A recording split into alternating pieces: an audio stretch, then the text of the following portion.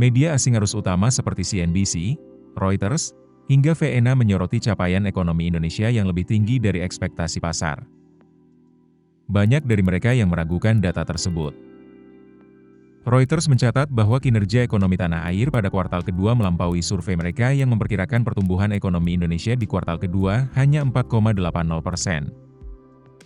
Sementara media asal Vietnam, VNA memberitakan bahwa berdasarkan data BPS, konsumsi rumah tangga masih menjadi pendorong utama pertumbuhan, menyumbang 2,64 poin persentase terhadap produk domestik bruto.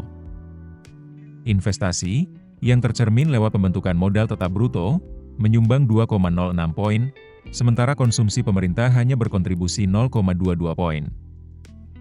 Meski tampak positif, sejumlah ekonom mempertanyakan kekuatan fundamental di balik capaian tersebut.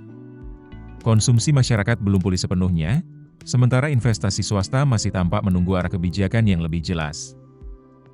Lebih jauh, VNA juga menyoroti sejumlah indikator lain yang memperkuat keraguan atas capaian pertumbuhan ekonomi Indonesia. PMI manufaktur yang konsisten di bawah level 50 sepanjang kuartal kedua menunjukkan sektor industri masih dalam fase kontraksi. Penurunan penerimaan pajak konsumsi dan lesunya penjualan kendaraan juga menggambarkan lemahnya daya beli masyarakat.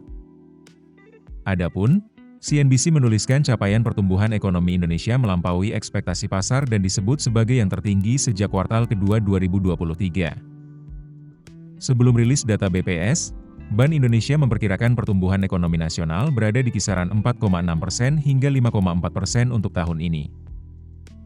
Bank Indonesia telah menurunkan suku bunga kebijakan sebanyak 4 kali sejak September 2024 untuk menjaga momentum pemulihan ekonomi. CNBC melaporkan Indonesia menjadi salah satu negara berkembang yang menunjukkan daya tahan ekonomi kuat di tengah tekanan global.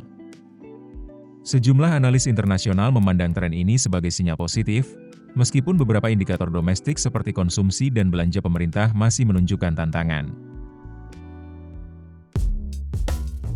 Keputusan bisnis terbaik datang dari data, bukan tebakan. Mudah berlangganan Business Insight dengan subscribe with Google.